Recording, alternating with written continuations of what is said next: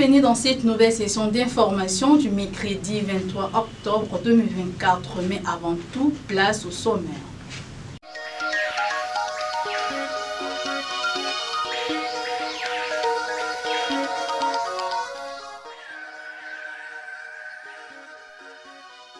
Début de ce mercredi 23 octobre 2024 de l'année 20 dans toutes les églises catholiques du pays, la paroisse Saint-Charles-Luanga-Kabondo n'est pas en reste.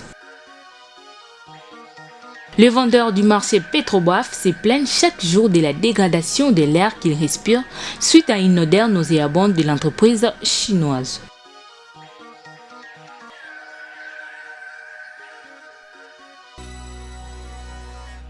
Débutons cette session d'information avec cette page noire.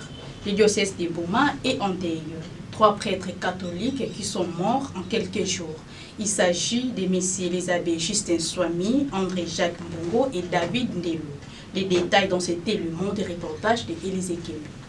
C'est dans l'après-midi du lundi 21 octobre 2024 que l'abbé Justin Swami a tiré sa révérence à la polyclinique de Saint des Secours ex-Mabakou. Celui-ci a fini sa course à la paroisse Saint-Joseph de Mvwangu comme curé. Le mardi 22 octobre 2024, dans la soirée, l'abbé André-Jacques Mbongo a été rappelé auprès du Père. Ce ministre de Dieu vivait en Allemagne et ce mercredi 23 octobre 2024, Dieu a décidé autrement pour l'abbé David Ndelo qui a quitté la terre des hommes aux environs de 6h30 à la polyclinique de Saint des Secours ex-Mabakou. En l'espace de quelques jours, cette triste nouvelle suscite une émotion au sein de la communauté catholique du diocèse de Boma. En attendant le rapatriement du corps de l'abbé André-Jacques Mbongo, le programme des obsèques de l'abbé David est le même que celui de l'abbé Justin. Le lundi 28 octobre prochain, une messe sera organisée en leur mémoire à la paroisse Saint-Charles-Luanga-Kabondo. Et le mardi 29 octobre 2024, sortie de ces deux corps de la morgue de l'hôpital général de référence de Boma, puis enterrement au cimetière ecclésiastique de Kangou. Notons que ces 3 prêtres étaient malades. Que le Seigneur les accueille dans son royaume. Paix à leurs âmes. Dieu a donné et il a repris. C'est dans l'après-midi du lundi 21 octobre 2024 que nous avons appris le décès de l'un des prêtres du diocèse de Boma. Il s'agit de l'abbé Justin Swami qui était le curé en Mvwangu. Sur ce, nous vous proposons de suivre en duplex l'abbé Blaise Botalando qui a vécu avec le défunt. Suivez. L'abbé Justin Swami venait de vivre avec nous. Il était notre curé. On était, lui, le curé, moi, vicaire, et aussi l'abbé Faustin Malanda Bouchila, lui aussi vicaire. L'abbé Justin, c'était un bon prêtre, un bon type,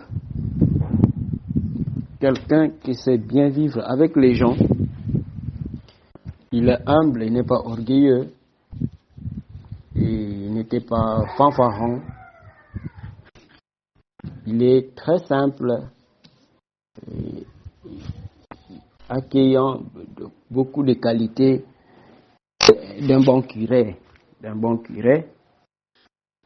Il a su bien vivre avec nous, il a su bien vivre avec les fidèles. Bon. Le Seigneur venait de le rappeler, et il a su faire son travail, et son travail qu'il a aimé, il l'a aimé jusqu'au bout. Avant de mourir, l'abbé Justin a célébré l'Eucharistie pendant toute la semaine qui a précédé le dimanche de sa mort, qui a précédé sa mort. Du dimanche au samedi, l'abbé Justin a célébré l'Eucharistie. Le vendredi, nous avons été très bien avec lui. il a été très bien avec tout le monde. Le samedi, toute la journée, nous avons été ensemble. Nous avons mangé, nous avons vécu ensemble.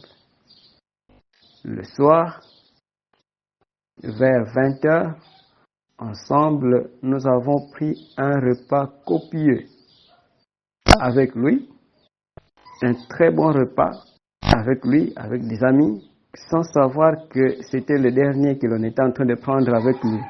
Nous nous sommes réveillés le dimanche matin, il devait avoir messe à partir de 6h30 ici à la paroisse, et vers 6h10, il m'a appelé pour prendre la messe parce que lui n'y arrivait plus. Il a connu un blocage au niveau des mâchoires.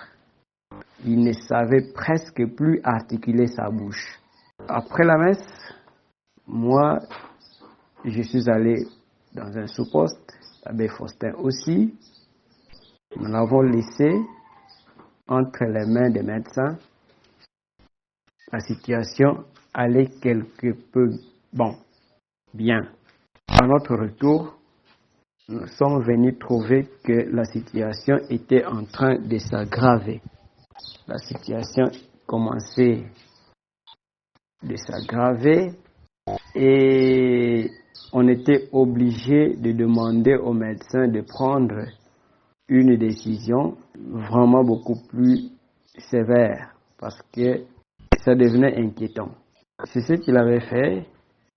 Il nous avait dit de l'envoyer à Kangou. Il a donc été conduit à Kangou le dimanche. Il partait de Vangou vers 18h. Ils sont arrivés à Kangou, accompagnés de l'abbé Faustin. Moi, je n'étais pas là, j'étais resté à la paroisse. La situation se calmait quand même. C'est au matin du lundi, que c'était devenu beaucoup plus grave. Le lundi matin, selon ce que l'on m'a dit, le lundi matin, la situation était devenue beaucoup plus grave. Finalement, Kangou l'a transféré à Mabakou où il est allé mourir. Voilà un peu. L'abbé Justin est né le 23 mars 1972. Il a été ordonné prêtre le 11 mai 2008. Le 11 mai 2024, nous avons célébré son 16e anniversaire de vie sacerdotale ici en Vangou. Depuis ce mercredi de la neuvaine dans toutes les églises catholiques du pays, à Boma, la paroisse Saint-Charles-Luanga-Kabondo se prépare à cette activité religieuse. Nous vous proposons de suivre le curé de Kabondo, l'abbé Edmond Kangambuta. Il y a une neuvaine qui vient, en lien avec Marie. Donc il n'y a pas opposition, bien au contraire, ça se marie bien. Après avoir reçu la brochure au niveau du centre pastoral, pas plus tard que le lundi, nous avons eu commission liturgique, mais le dimanche, on avait fait appel à toutes les structures de la paroisse. Donc nous sommes retrouvés là à la commission liturgique, après avoir traité les textes par rapport au dimanche, et nous nous sommes attelés sur la neuvaine. Donc, nous avons subdivisé le 9, parce que quand on dit neuvaine, on voit 9 jours. C'est ça la neuvaine, 9 jours. Une activité qui se déroule pendant 9 jours, ce qu'on appelle par neuvaine. Si c'est 3 jours, on dira triduum. Alors, nous avons divisé notre neuvaine en 3 triduum. Et ce ne sont pas seulement le prêtre, mais les religieux religieuses qui sont acteurs. Mais il y a nos frères et sœurs laïcs, il y a des légionnaires, les membres du Renouveau, ainsi que la famille chrétienne.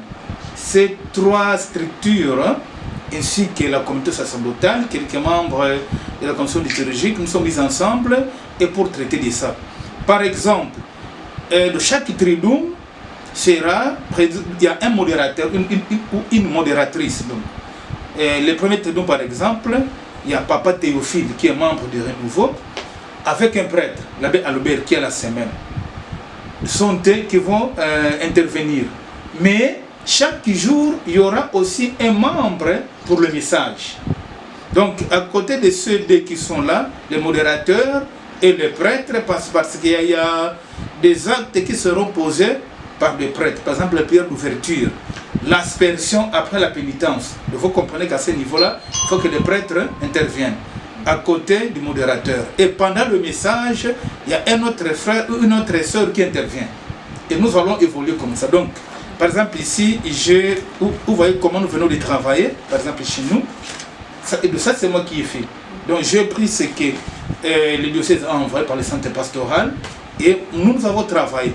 Par exemple, le premier triduum a commencé aujourd'hui. Les intervenants, il y a d'abord Papa Théophile qui sera le modérateur principal. L'abbé Albert, lui, va intervenir à Tanga, ensemble le lundi, ici à Saint-Charles-de-Luanga, où l'abbé David a été curé pendant 3 ans, où Justin est passé au ministère des vacances. On est déjà préparé, la communauté paroissiale ici déjà, que nous allons accueillir les corps de l'abbé Justin de la messe le lundi et le reste. Bon, l'abbé André Jacques qui est mort en Europe, là, on n'a pas encore le programme.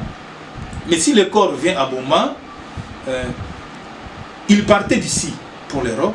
Si le corps revient ici pour la messe du soir et la veillée mortière, on est déjà préparé psychologiquement en tant que lui aussi ancien curé d'ici. Donc on est prêt à affronter les événements avec les fidèles. Dans ces mêmes chapitres de l'Église, le cardinal Fridolin Ambongo s'oppose à la béatification du roi Baudouin Ier. Le mardi 22 octobre 2024, au Vatican, le siège de l'Église catholique. Suivez les détails dans ces récits de Céliakil. Le cardinal Fridolin Ambongo, archevêque de Kinshasa, a exprimé mardi au Vatican son opposition à une béatification précitée de l'ancien roi de Belge Baudouin Ier de 1930 à 1993, évoquant une tache noire dans l'histoire du souverain en lien avec les rôles qu'il aurait joués dans l'assassinat de Patrice Emery Lumumba, premier ministre de la RDC, renseigne l'ACP. S'exprimant devant la Congrégation pour les causes des saints, le prélat congolais a appelé à une enquête approfondie pour faire la lumière sur cet épisode sombre de l'histoire congolaise. Cette prise de position intervient alors que le pape François, lors de son voyage en Belgique en septembre dernier, avait annoncé le lancement du processus de béatification de Baudouin, louant sa foi profonde et son refus de rectifier une loi sur l'avortement en 1992. Le roi Baudouin, qui régna de 1951 à 1993, est également associé à l'indépendance du Congo en 1960, bien que les historiens aient critiqué son discours solennel pour son manque de compassion envers les exactions commises durant la colonisation belge. En réaction, Martin Fayulu a soutenu le cardinal Ambongo, déclarant: il est essentiel de clarifier les responsabilités du roi Baudouin dans l'assassinat de notre héros national, Patrice Lumumba, avant d'envisager sa béatification. L'Église catholique doit aussi réfléchir aux conséquences des actes de son ancêtre Léopold II sur notre pays. Le pape François, dans un message diffusé en septembre, avait déclaré: dès que je rentrerai à Rome, j'aurai le processus en béatification du roi Baudouin. Et son exemple d'homme de foi éclaire les gouvernants. Rappelons que la béatification est un processus clé dont l'Église catholique vise à reconnaître la vertu et la foi exemplaire d'une personnalité défunte en vue de permettre sa vénération par les fidèles. À Boma, le vendeur du marché Petrobaf, situé au centre-ville de Boma, à quelques mètres du pont-ville, s'est plaint de la situation des carnivores quant à l'odeur nauséabonde qui les expose et qui, d'après eux, freine la bonne vente de leurs marchandises. Suivez dans ces reportages de Célia Kele et Merveille. Au marché Petrobaf situé dans la commune d'Enzadi, une odeur nauséabonde émane de l'entreprise chinoise qui fournit des vivres frais à la population bomatracienne et environnantes. Les vendeurs et vendeuses se plaignent chaque jour de la dégradation de l'air qu'ils respirent. Ces mamans manœuvres sont exposées aux différentes maladies, notamment la typhoïde. Plus loin, on observe les caniveaux construits aux abords de la route qui reçoivent de l'eau que les Chinois utilisent, qui devrait être censée canaliser et faciliter la circulation des eaux usées de cette entreprise. Malheureusement, on constate que ces caniveaux sont laissés à ciel ouvert. Du fait que ces caniveaux soient bouchés par des ordures constitue en effet une des causes majeures des inondations, car l'eau n'arrive pas à circuler facilement et rapidement. Une situation sur laquelle les vendeurs de ces coins n'ont cessé d'attirer l'attention des autorités sans succès. Mieux vaut prévenir que guérir, dit-on. Betu vatekelaka na ngambo ina kuna kubengana na kubengana bamekuza tula betu kwao aho betu ketekaka 6h de 16h betu mebi makuna mena kima kana kusala betu pasi bamisombe kana zona daka kusumba ve baklia kana kukuiza pesa mana nini na condition ya chudi bandinji na babima tera sasa kana kukuiza chudi setro donc ba estoma betu babsani ba tifo hivi donc betu kana kuteka daka bien ve betu kana kulomba na leta basunga betu vraiment au secours samona batu kana kusala betu salite na tera sayai baba usila betu tera sayai betena kuteka daka ve babima mekuma demba samana nini ba misonde bakana kukuiza daka ve bakana kutina bandinji kana kukita na babima ina bakana kusumba chudi ya kia bambisa bashinwa pa kia zulu kuna bamaza ya bakelo uzaka beto betke teklaka kokuna manima loki sani va pa donc kana betke ko bakela betu solution fa betke ko ka na place yai betu bakafuana na bainjo bana wote betke kusa yundila bawo. Quels sont les bienfaits et ces inconvénients du frais saisonnier comme la mangue que l'on consomme plus pendant ces temps? Tentative de réponse avec Céline Kibaya, nutritionniste de l'hôpital général de référence de Boma. Suivez. Nous sommes dans la période de fruits comme la mangue et le couscous. Je veux parler un peu de la connaissance. Oui. C'est très important à chaque saison qu'un homme consomme des fruits saisonniers. Parce que chaque fruit a des valeurs nutritives et ça renforce le système immunitaire. Donc les fruits nous protègent contre les maladies. Comme nous sommes dans la période de la mangue, ça demande qu'un homme doit consommer la mangue, c'est très nécessaire. Il y a aussi des quantités de la mangue. On nous a dit que chaque jour, un homme peut consommer 80 grammes de la mangue. Donc ça veut dire quoi? Vous allez enlever d'abord la peau, le noyau, et puis ce qui va rester comme la chair, c'est ça que vous allez peser dans la balance alimentaire. Là vous allez voir, là vous allez peser, comme vous allez peser, vous allez voir que ça donne 80 grammes, et puis là vous allez consommer. Donc il y a quasiment de 80 grammes de consommation pour la mangue chaque jour. Donc il ne faut pas dépenser moins de 80 ou bien plus de 80. Je ne sais pas comment vous allez calculer ça, comment vous allez peser. Mais ce qu'on nous a dit, il faut peser 80 grammes. Donc un homme doit consommer par jour 80 grammes de la mangue. 80 grammes de la mangue. Page nationale, les réactions visent de partout après l'arrestation du faux député national Israël Bongolod, démasqué dernièrement à la chambre basse du Parlement congolais. Sur ce, nous vous proposons de suivre Maître Samba Mwanda, analyste politique. Suivez. Ça fait débat sur la toile, faux député. Bon, moi, en tant que jeune et jeune notable, je commence par saluer le courage de mon jeune frère qui a finalement vu partiellement ses objectifs être atteints.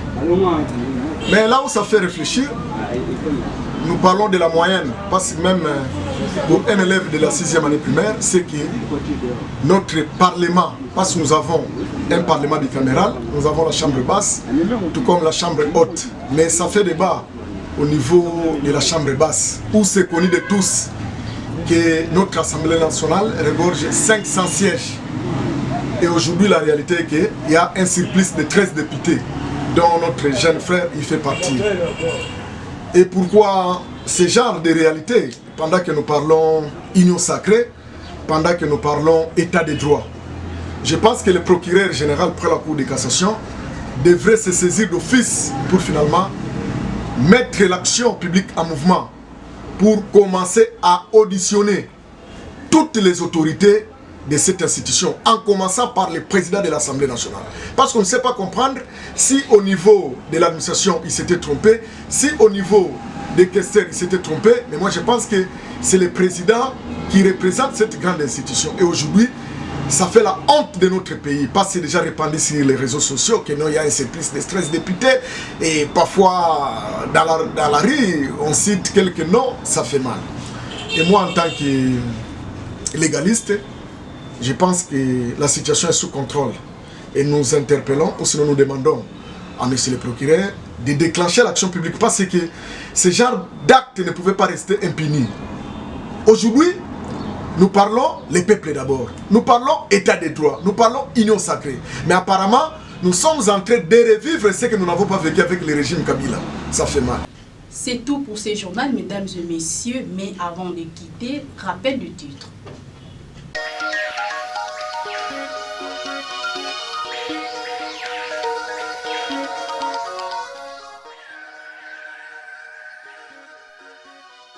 Début de ce mercredi 23 octobre 2024 de l'année 20 dans toutes les églises catholiques du pays, la paroisse Saint-Charles-Luanga-Kabondo n'est pas en reste. Les vendeurs du marché Petroboaf se plaignent chaque jour de la dégradation de l'air qu'ils respirent suite à une odeur nauséabonde de l'entreprise chinoise.